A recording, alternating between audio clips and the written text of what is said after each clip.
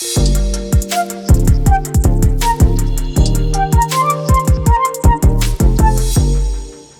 you know that you wanted to be a part of this business, this kind of world you're in? I did.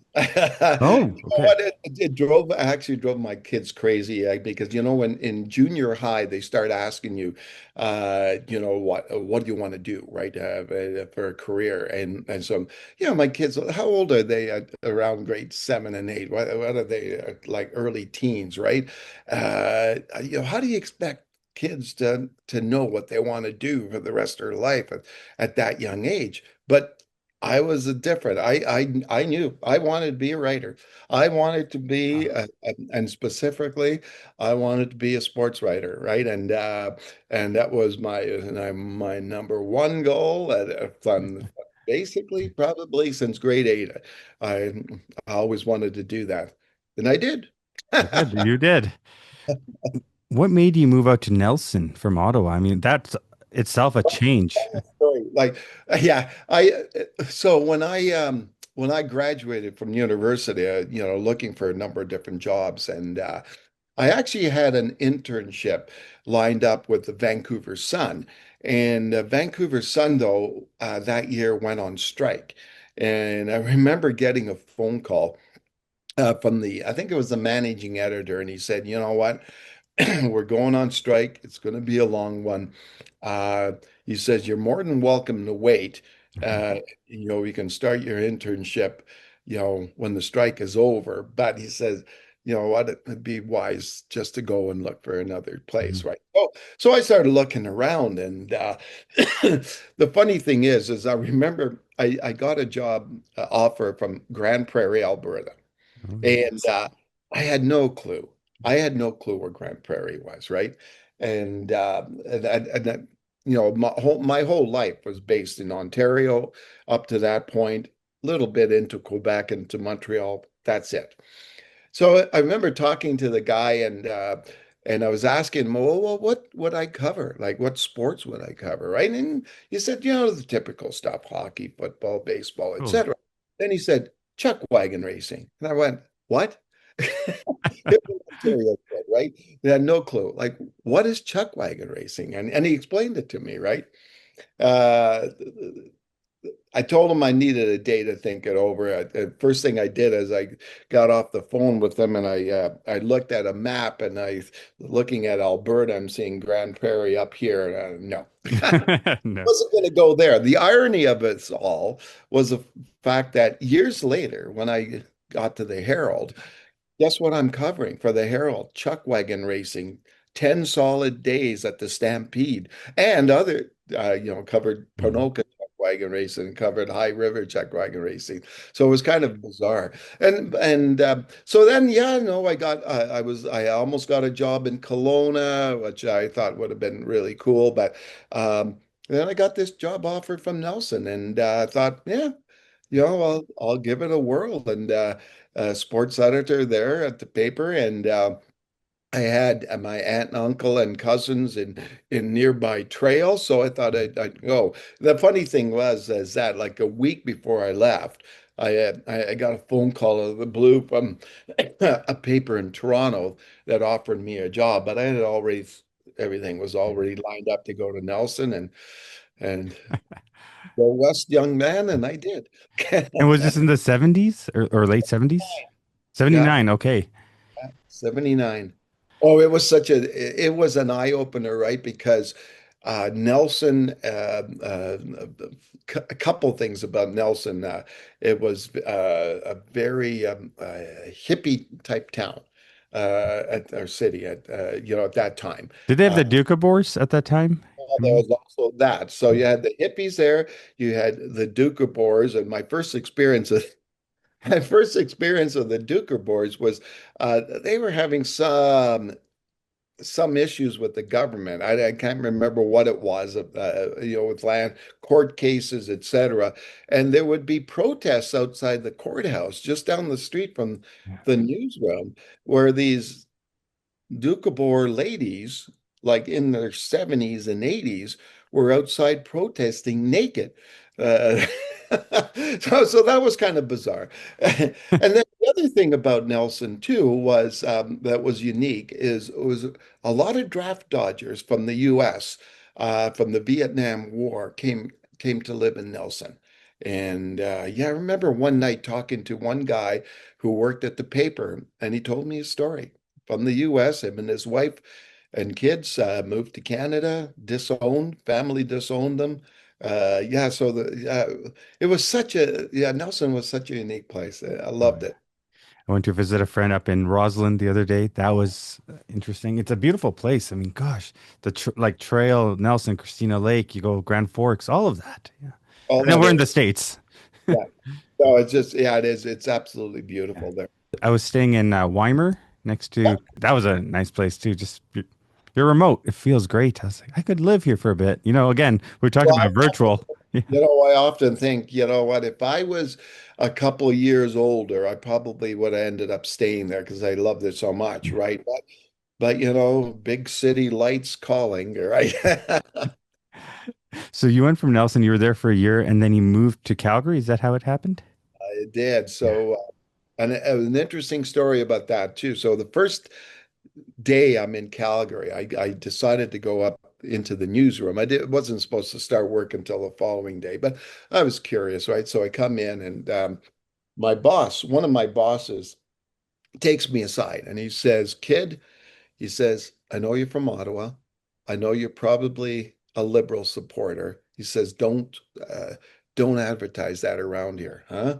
And I'm going, what are you talking about? Right. And then he says, "And you're probably a Trudeau fan." And rewind the clock, Pierre Elliott, Justin's dad, you're probably a Trudeau fan. He says, "I wouldn't mention that anywhere." So I'm confused. I don't know what the hell he's talking about, right? Next morning, the Herald was downtown at that time, right across the street from where the Bay is. And I was staying for a week until I found a place at an old hotel there called the Empress. And I remember going downstairs, dining room, for breakfast. And I walk in, everybody down there is wearing like a ball cap and they're all cursing and swearing and the F word here, there, and everywhere about Trudeau and the liberals and the Eastern bastards. And I'm going, what the hell is going on? Right? I had no clue, right? Because my world, was so like focused on sports at that time. That was my career. It's all I cared about, sports. I you could tell you everything you wanted to know about anybody's statistics, all that stuff. I had no real clue what else was happening out there. Years later, I'm picking up a Herald and I'm reading the business section, and there's a story about I think it was October 28th, 1980. Pierre Elliott Trudeau and Marc Lalonde, the cabinet minister, they announced the National Energy Program.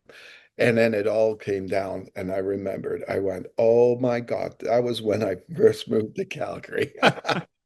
National Energy Program, and how that big battle between Alberta and Ottawa, and how everybody hated the East. Oh my gosh, yeah, it was crazy. Oh Over yeah, time. no, it's funny, right? Yeah, because I was even like even within work, a couple of guys were, I don't know if they were how serious they were, or they giving me the gears about an Easterner coming out west and taking away jobs from people here, and I'm going.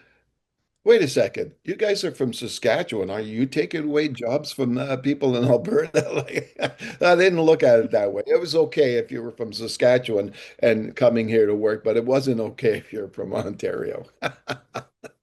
Was it an interesting transition to live in Calgary at that time? I know we talked about it in 1980, there was about 592,000 people.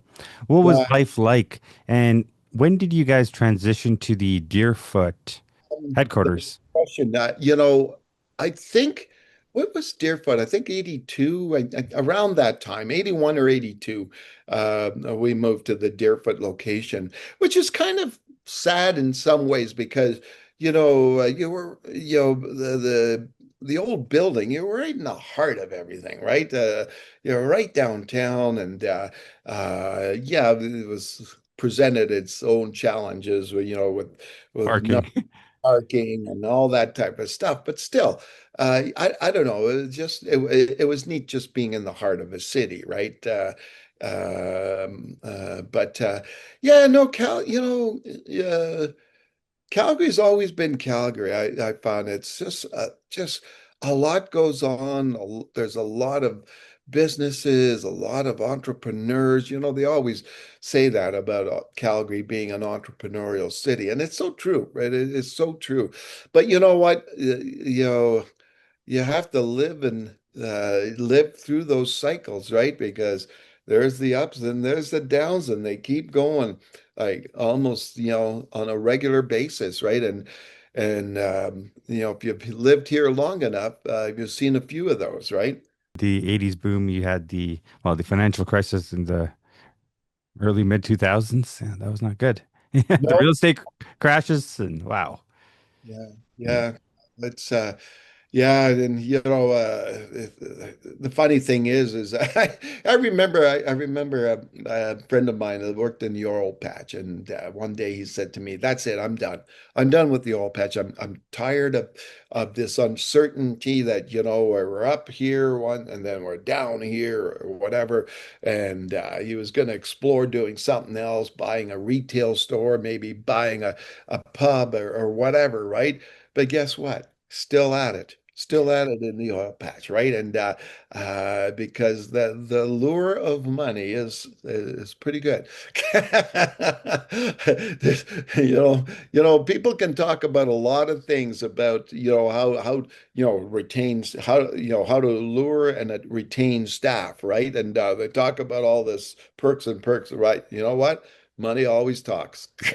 At the time when you had come, I think Ralph Klein was our mayor. Oh yeah. Yeah. What was that like? What was he like to be Oh, in that remember Ralph era? his famous line about the Eastern bum? Yeah, yeah, no, What was that era like with Klein and that how was was great. You know what? I think yeah, for the most part, things went well. Yeah, it was tough times, but yeah, things went well. And I think when people don't. I always thought that in any like election or any political stuff, the number one thing people want are jobs. Like, you know what? They want to be working, right? And if you're a government that provides the environment for businesses to hire and provides a good environment for businesses to grow and thrive. You know what? I think that's the number one thing for people, right? And they're living a good life. And I just saw just yesterday there was some study, Calgary, the most what was it, the most livable city, like in people's minds or whatever, right? It still is, right? It still is when you look at things, right? A lot of opportunities. There are always opportunities here, I find in Calgary, right? And I discovered that personally in myself, right, through my journey. I still think it's the Wild West where entrepreneurs can come here and create whatever they'd like. Yeah, People yeah, are open to ideas and people are ready to take the rest. I mean, not as much as they once were, but it's still here. Yeah. yeah, yeah. No, I hear you. Yeah, for sure. And there's so many things that keep popping up all the time, and it's the big thing with Calgary too is how it's changed over the years, where in the past it was all oil patch, everything about the economy, and granted, it's in some ways it is still, and it's still kind of like the bread and butter, but you have so many different sectors and like technology, etc., agriculture, and agri-food stuff as well, but so many sectors that have shined over the last I don't know, 10 years or so. When you were here, how did you transition from sports to entrepreneurship and business? Oh my, wow. Okay. Well, I transitioned.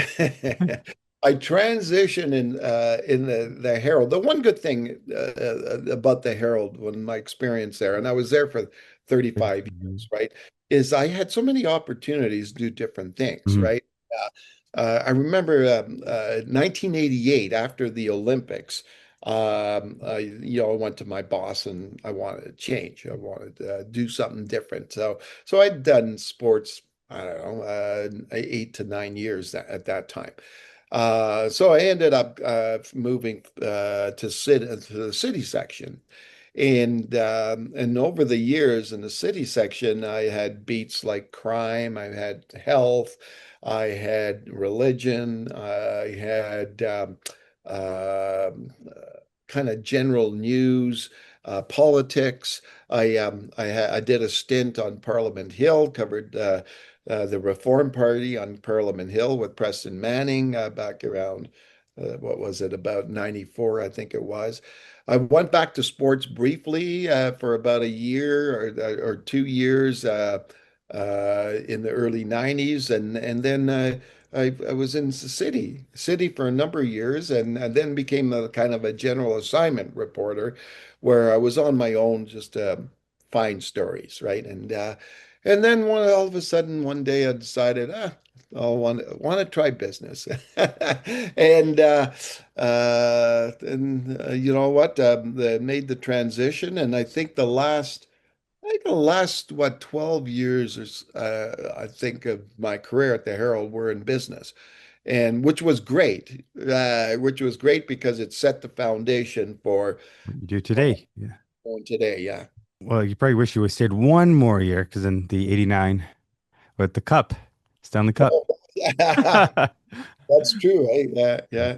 What was it like when Ralph Klein was premier and we had the Ralph box? Were you around for that, writing on that, or no? That was a different. Not much. I didn't do too much of the provincial politics at that time at all. Just followed it, right? And uh, you know, uh, in hindsight, a lot of people look back on Klein's years and going, "Whoa, you know what? We uh, we didn't do this, and this." And well. It's one thing that we can't win on. Everyone's got an opinion on. I agree. Well, you know what? It's true, right? And yeah, I'm sure like some people serve for something and then you can't make everybody happy. That's the thing. no, and that's the thing, right? And I'm finding that even more so today. Like people have how do I put this nicely? But there's so many differing opinions now. However, I'm finding more and more that the the level of tolerance for others people's opinions, no matter what they are, is not there anymore. Like it's just like, I'm not going to go into it, but I've experienced that a couple of times recently, and I'm going, what is wrong with people today? You know what? Where's the level of, I guess, respect to saying, okay, Zach, you believe this. Nah, I'm sorry, I believe this. Doesn't Great. mean, Zach, you're stupid and an idiot. That's what you believe. It doesn't mean I'm stupid and an idiot, right? But that's the level of the way things have gone these days. Well, you're stupid and you're an idiot if you think that. Why? You know, It's I echo don't know. chambers and silos, right? And then it gets louder and amplified. And what does it matter to that one person? Like if you disagree with me, Mario, that's okay. We can still be friends and we just Yeah, agree to disagree and move on. yeah, exactly, right. But I don't know. It's just become more and more polarized out there. With especially with certain issues. But oh well. What was it like working in that Herald building? So for myself and many other Calgarians, we've driven past it. Now it's obviously the U-Haul, but Yeah. for many years it was the Herald. What was it like in there? So it's massive, and I'll have to put up a picture. So what was it like to be in there? It is absolutely massive building, right? And it had, the newsroom was upstairs, and at that time, the newsroom was fantastic because uh, it had like windows, for the most part, in the facing the west. And So that whole floor, you could see the downtown and you could see the Wow. mountain, right, and all that stuff. Had a nice balcony outside, or you could go and take a break from your desk and stand outside for a few minutes or whatever. Beautiful, beautiful view. But over time, as the financial woes set in for the Herald and its parent companies, we ended up moving, the newsroom moved over to the east side of the building where the view became a city of Calgary yard as a kind of a storage and maintenance yard, as opposed to the view of the beautiful view of downtown. But it was just massive. And, I don't, I recall, how many people like, I think in its prime, you're looking like 700, 800 people worked in that building. Well, I remember in like '05, '07, you would get the Herald and it was like this thick. Yep. And over the years, it's obviously, well, Yeah. now it's digital only, right? There's not even a print. Well, it's still There's there. still There's print. paper, but it's like this thick now. That might be a little too big, Mario. Yeah, True. but Yeah. it's just the way the industry has gone over the years, right? It's not just the Herald; it's every Yeah. paper around. What was the difference? I could never understand it. They're the Calgary Sun and the Calgary Herald. What was the difference? Well, that's a good question, right? But because there were just a different way of presenting the news,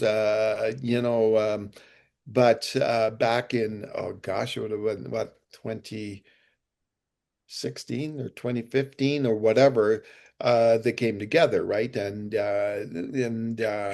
that's what kind of led to a lot of the transitions there. But now, even though they came together, there was there was supposed to be a differentiation between them. So certain columnists would only appear, and opinion pieces only appear in the Herald, certain would only appear in the Sun. Right? That was one. The other one was the fact that the stories were a little different. Even though there was one say person perhaps writing say Mario Toneguzzi was writing the story on this incident, the stories would be different, like in the papers, right? But over time, they've started using, and they still the same story, right? Same story, and I'm not 100% sure, but I think the columnist doesn't matter. They're in both now, too. So it's quite a transition, actually. What was that like for you to go from, hey, not even having a computer to finding these stories, writing it by hand, I'm sure at first, and then typewriter and whatever, to then realizing, hey, things are going on the internet. What was that like at first? Because you had seen that whole thing come through that Yeah, whole yeah. timeline. And you know what? I'm just the type of person I I I kind of embrace change. So I'm not. Yeah, but my wife has always said that. She said one thing about you is that especially at work, there were changes like crazy, and especially in the last whatever, last 10 years of my career at the Herald, gosh, it was changes almost, weekly, right? But you know what, you've got to, well, the number one thing is, first of all, you got to accept that there's change, right? And then you got to adapt to the change, right? But so many people, and even now, right? And even in different industries, right? The first thing is you got to accept change. Change happens, right? And if you don't accept change and you don't embrace it and don't adapt to it and adopt it, you're going to be left behind. And not that does that doesn't go just for an individual. That goes for a business and an industry as well. Like if you don't read as I say, don't read the tea leaves type thing, and understand, what's happening in what your area is, you are going to be left behind, right? What was it like being in that newsroom, having folks from various different outlets, eras? I mean, I'm sure there was smoking at that time inside the newsrooms. I'm trying to remember actually. Yeah, I know when we went to the new building, there was people always went Yeah. outside to smoke. So I can't remember in the old building if there was still smoking inside. Uh, Did you have mentors though? Were there people that oh have yeah, now passed on or I passed had away that my best mentors were supposed competitors. You know, I shouldn't say supposed. They were competitors. They worked for different other media outlets, right? Whether they worked for CFCN or CTV Calgary now, Global or CBC, etc. The sports guys, those older sports guys, yeah, they were competitive, but I always remember I'd learned from them, and they were friendly, and they were some of the old people that will watch this will remember the names like Jack McDonald and Ken Newens, those guys, Robert Scott, all those guys, right? And I still know them to this day, right? And that's my gosh, that's like 40 years later, right? But I always respected them for taking the time to not shoo away a young kid who was green, but help him along the way. isn't it interesting that many years later, no matter what, competitors or not, it only makes you better, and you'll always remember how they treated you. Oh yeah, yeah. Always remember that. Yeah. When you look at journalism today, based on what it used to be like, we're chasing clickbait, we're chasing headlines, we're sometimes turning an eye to the truth of things. Not always, but sometimes. Yeah. Well, yeah, but it's such a big topic, right? Because there's so many issues you can explore here, right? And the first thing you can start off with is the fact that, okay, all newsrooms are just a minuscule resemblance of what they used to be, right? And I'll just give you a quick example. I think in the heyday, when I was in sports at the Herald, I I believe our numbers, we had 19 people in our sports department, 19 people just in sports, right? And when I left the Herald, and that's 2016, there was just one person in sports, one person. And so that's and then you multiply that across the board of what happened, city side and entertainment and business. All of those were decimated. And again, the Herald's not the only one. Every single media outlet in the city and the country felt the same thing. So, what does that mean? It means that you can't cover everything. You can't cover it can't even cover a fraction of what you used to do, right? And that's why the paper is this compared to what it used to be this, right? And there's other factors, obviously, like advertising went down, and so you get a combination of advertising going down, staff going down. Guess what? The space is limited. So space is limited. It means a lot of stories aren't getting covered anymore. I remember back in, I remember in a couple of the final years when I was there, we used to have these big video conferences with the big bosses in Toronto, right, from Post Media. Yeah. Yeah, and they were talking about how we've got to be hyper local, like a lot of local Mm. stories. I remember staff looking at each other and going, "How the hell are we going to do this with no people? How are you going to be hyper local? Where are you going to get you don't have the bodies to do that, right?" And so that's one of the biggest changes. It's funny because I still, 40 plus years later, I still have a lot of great contacts in the sports world.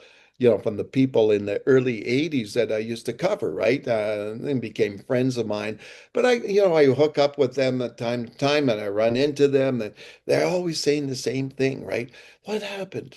Like what happened? Like they don't cover any of this stuff anymore, right? And I said, yeah, that's the way it is, right?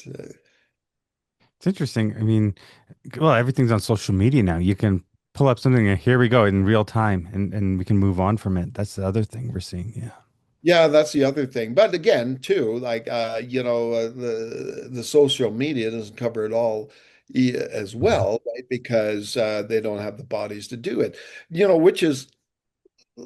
Which is led to a lot of niche. That's the one thing that's interesting about the media right now is there's a lot of these niche publications out there that focus on one thing that are on and are only online for the most part. And they're doing really well, right? And just in Calgary alone, you've had I don't know, three or four or five different online publications doing well. A lot of national publications doing well because I deal with a couple of them. You look at the logo up there. I don't Canada's entrepreneur. Entrepreneurs. One of them does really well because it's focused on one thing. I am also co-editor in chief at Retail Insider, does extremely well, focused on one thing, the retail sector, right? And I think that's the key now, right?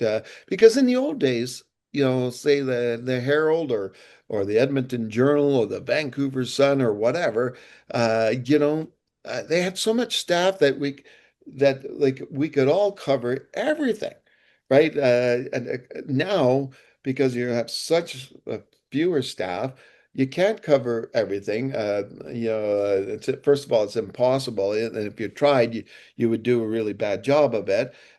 So that leaves the door open, leaves a void out there for publications to come in and say, "Hey, like, you know what? Let's create an arts and entertainment Mhm. media outlet in Calgary. Let's create a sports let's create a business outlet, whatever, I think right? we've seen like Flames Nation, a podcast of Calgary Flames Yeah, stuff. Yeah. yeah. And a niche. And see, that's the other thing too, that's happening a lot is that organizations and businesses have become their own media outlets, Absolutely. right? Because you mentioned the Flames, and yeah, the Flames have got everything. Like they're like a media company too, right? Because of everything that they put out through their channels, right? And that's, I guess, the beauty of this day and age is that um, uh, you know, uh, being a media outlet has kind of been democratized, I guess, in some ways that anybody can do it, Well, right? anyone could be a media person, but I think, or a media outlet or media company. And I think a lot of organizations are going there. However, I think what's going to happen is it's not about the content only, it's the distribution, the channeling. And I think that's the part where many people won't perfect. They can make the greatest video or the beautiful picture or write up, but it's like, how do we now deliver it? Well, yeah, you have to be, yeah, exactly, right, and you have to have the distribution, right, and often that takes some time, right, and to build up a network of people, say that follow you, right, and but you know what, the other thing too, though, is that you've got the potential to have a lot of people seeing what you do, right? And all you have to do is look at a lot of say videos that go viral, right? And the million views and stuff like that, by just one individual just fooling around or whatever, right? Absolutely. And you're like, what the heck? I've made 50 of these videos and I haven't even got to the amount of. Yeah. You know what that it tells you is it tells you that there's a market out there, like a captive audience, like into the billions, really, right, on the internet. I've often talked to companies about this and about how you've got to get it. You have to be digital in your presence. Yeah, you have to get out there, but creating content is just it's one thing, but it's the distribution, right? You can't expect to okay, I'm posting something, I'm posting a blog on my on the company website, hoping people see it. It's not Well, like it doesn't happen that way. You've got to drive people to it, right? And that's where the social media comes in, right? and now newsletters and podcasts, and it's omni-channel. You can't have one layer anymore. And I often said it's like driving from Calgary to Edmonton on the highway, right? And if you don't see the sign on the road telling you turn right for Lacombe, you don't know Lacombe exists out there, right? It's the social media are those signs along the highway on the internet that drive people to the destination, right? Absolutely. More and more companies are doing that. I remember I remember years ago, I was in a meeting and I met a big company. I won't say who it is, a big company in Calgary, one of the biggest. And the guy in the meeting gives me his business card, and his title was corporate journalist, and that was his role. His role, Wow. Okay. right? Content for the company. And then I saw over the years different jobs pop up, like out there, like for corporate journalists, etc. Some companies I remember um, in the old days it was called the Calgary Health Region, part of Alberta Health Services, and they'd have a communications department that worked like a newsroom, and they created content and they put content out in their different channels. So more and more companies are doing this. As somebody that's big in AI right now myself and come from like a digital media world from more on the marketing, I love seeing things like those relics, the Calgary Sun vending machines where you get the newspaper out Oh, of. They're incredible. And like, they're just all over the city now, just empty, rotting away, rusting away. And you just, I don't even know if they're around anymore. well, there's nothing in them. They're just a few like a garbage bin or something kind of. Exactly. Right? Yeah, yeah, right. Yeah. Remember those days where you'd see those machines or what would you call them, boxes? Like, oh, it's just like, yeah, it was crazy. Uh, Sounds right. That make because and even even the distribution. I look down my street, and I don't know if there's even like two or three that have a newspaper come in their doorstep anymore, right? Where in the past, almost every house had a newspaper coming to its doors, right? The kids growing up today, what are they going to be? Oh, I used to deliver newspapers as a child. Now, what are they going to say? That ain't gonna happen. No. That's no, it's yes, but I used to deliver digital newsletters as a child. That's what it's going to be. yeah, exactly. But No, again, things change, and and I think unfortunately the newspaper industry didn't adapt quickly enough to the change that was coming, and it got left behind. it's slowly going down. I still sometimes wonder how the heck are you still around? Because sooner or later, Mario, I think it's going to be gone. Like, I mean, it's still going to be around, but it's not going to be a thing. But everything where we're headed, it's going to be tough. It's people like yourself that are like kind of spearheading new opportunities and saying, "Hey, this is the way." And you've been doing that for I don't know, 10 years now, so almost 10 years. Yeah. Almost 10, like I was I 2016. Yeah. I was caught in the purge. Oh, I remember that. That was bad. January 19th, 2016. And that's, I think, at that day, Post Media laid off, I think, 90 people across the country. And Alberta got hit bad. Calgary and Edmonton uh, had the majority of the layoffs. And you got to remember, at that time, Calgary and Edmonton were non-union newsrooms. All right. So much easier to lay off your top people, like in terms of years and salary, right? Because there's no union. You couldn't do that in Vancouver, say, without a lot of stick handling and negotiation or whatever. You know, there you just start like any union place, you just start cutting from the bottom, right? So yeah, so basically at it for close to 10 years actually, yeah. Although at that time, I shouldn't say, you know, it was closer to 8 now because I took a year and a half off Mhm. and to find myself. Well, we all need that time, and I bet you there's a moment of different things, just like anybody that gets let go, or after, especially you. I mean, 35 years, you were at the top of your game. Things were happening. Yeah, Was there moments where you had to find a way to prevail? Because there's moments where you'll feel like, oh, I'm crippling, right? you know, Mental health. Yeah.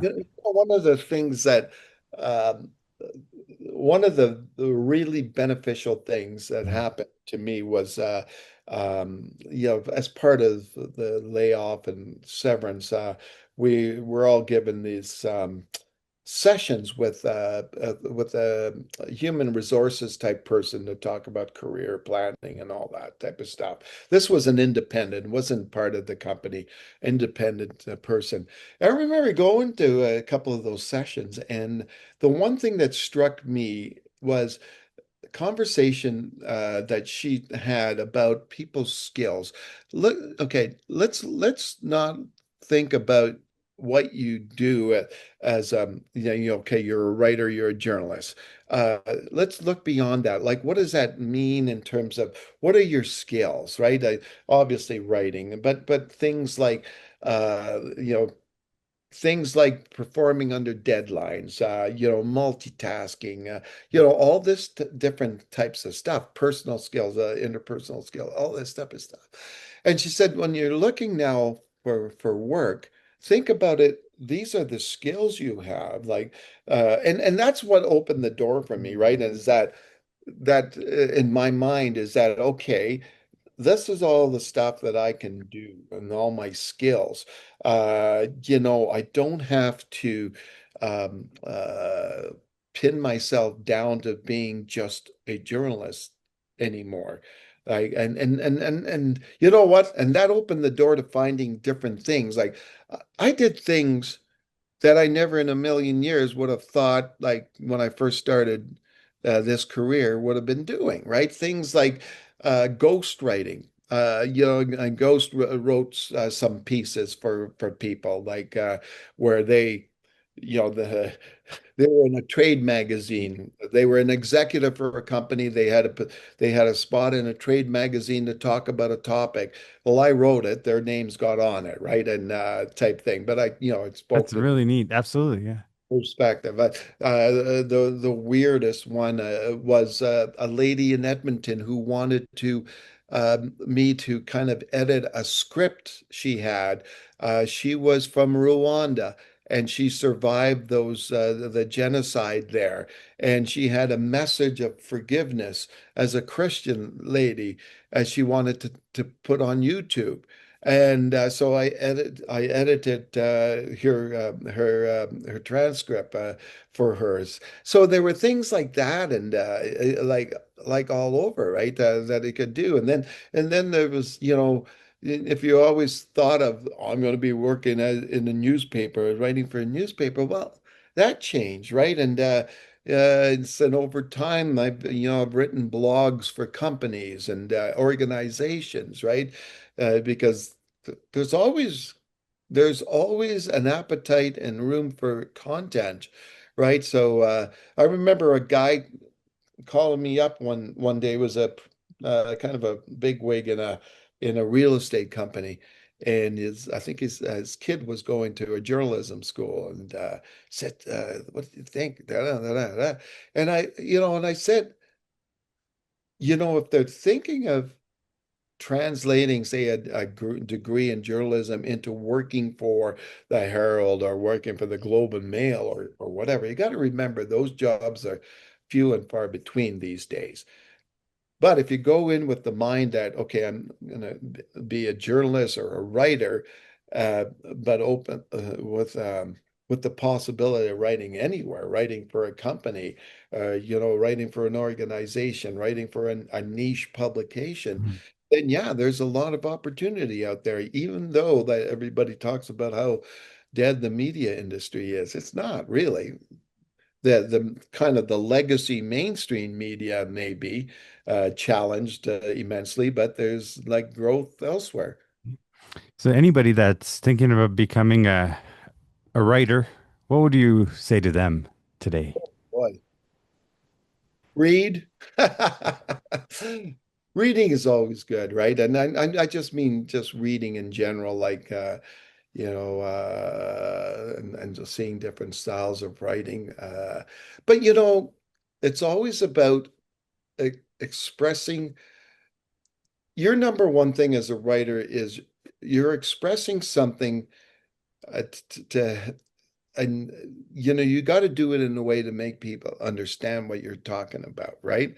And especially as a journalist, right? And so that's where it becomes like critical that you've got to keep it simple, you've got to keep it concise. The writing, you can't be writing like 500 words and really saying nothing, which I laugh because I think some politicians have mastered that, but in the spoken word, right? I can talk for 5 minutes, but not say a thing, right? It's the art, yeah. That's so true. But writing's the same way, right? The writing's the exact same way. Is that you know what you? I often over the years have covered a lot of things that are complicated, right? And I always tell people if I'm interviewing them, I said, okay, you've got to dumb this down. So I understand it, right? And because if I don't understand it, and I've got a university degree, the average Joe out there ain't gonna understand what the hell I'm talking about and what you're talking about, right? So I remember having those conversations many times, like people like in the oil patch start talking about things and start using, or people in medicine, same thing, or different industries, right? That you start talking as if you think everybody knows what you're talking about, using acronyms that I don't know what that means, right? It could mean something else in a different industry or a different yeah, Yeah. place. Yeah. So No, yeah, so I think that's the key, to key as a writer, like, and especially in your writing, like content that's for information, or whether it's being a journalist or whether it's being a blog on a company website or whatever, you got to make it understandable to people and concise, especially concise these days. I do wonder what's going to happen though with these legacy media outlets. Sooner than later, they're going to have to adjust. I mean, it's a little too late, but it's also how do we now go with the times? Okay, and just completely make that turn. Yeah. Yeah, I think they've tried, and they've done a Yeah. lot of things right now, but it now it comes down to a matter of, especially when it comes to newspapers, is it even viable and feasible to have a physical paper anymore? I don't know. I don't know, but it's a bit of a conundrum in the sense that the papers themselves the physical paper is costly, Oh, right? very much so. Yeah. It's expensive to put out, yet it still by far generates the most revenue for them, right? Compared to what digital Digital, revenue, yeah. like it's not even close. I think I think until you come to a time where you've established a way to get your digital uh, material and content providing enough revenue to pay, the costs of everything, like you still got to have that print, right? Absolutely. In the world of what we're seeing today with artificial intelligence and these large language models that are able to conduct white papers like no other. And this is just the tip of the iceberg, as I say. And I know a lot of people are upset with this, but where do you see journalism going, say 20 years from now? Oh gosh. Because you've been in this industry from, I mean, from the 70s, Yeah, you've seen yeah, it. 40, Yeah. 40, 46 years. Yeah. Um, the key, I think, to it all is the authenticity, right? And people want authenticity in everything. And I think more so today, because of all this other stuff that's going on, right? I often get from friends of mine, here, is this true? I just got one the other day. I just got a text from a guy I know, businessman, and he said, he showed me, he sent me a text and a link to something. He says, "Is this true, or is this like an AI thing?" And I looked at it and I said, I think it's true because I've seen this story. I've seen it like in different different places. Right. So it's not like a one-shot thing that's been generated, right? But that's the where we are today. Like, is that I get that often from friends. That same thing is this true or whatever? I saw a video the other day that was showing two scenes, the same thing happening. One I think was like a motorcycle going down a road, all right, type thing. One was AI, one was real. And they were asking you, Wow. which one do you think, which one is which? Right? And you couldn't tell. You couldn't tell, right? And that's where we're at today, right? And so there's a lot of skeptical people, I guess, out there don't know. Okay, is this a true story? Is this made up? Is this video real? Like I'm seeing Trump doing something. Is this real? Because you see, I laugh because I see a lot of these like videos on say TikTok, right? And it's a coach or a player, a hockey player after a game, and he's talking, right? And and they're it's in his voice. It's in their voice, and they're talking stuff like crazy stuff, right? And you're going like, it's hilarious, but oh my gosh, like I think you know like the real journalism. There's still a place for that, and I think people crave that because they don't know where else to turn, right? So they got to turn to their Mm, trusted sources of information yeah. more Like and more. Mario will deliver this. I know Mario. This is the way he talks. This is the way his style is. Let's read. My dad loved what you'd write at the Herald. He's a big fan Oh, of you. So yeah. so thank you. I've had fun, right? And often think of my wife always says that you'll never retire, like because you just enjoy what you do. You might even be in a hospital bed, you know, your last days, and you'll still be typing away. Exactly. I got one more thing here. One more thing to write. What is one way a company can get in touch with you if they're looking for a ghostwriter, if they're looking for someone to help them with their profile? Best just email me, mdtoneguzzi at gmail.com. And I'm on all the social media channels as well. More than more than 25,000 direct followers now and growing every day. And yeah, I'm always open for different projects and stuff. Thank you again, Mario. Okay, thanks so much, Zach, for having me.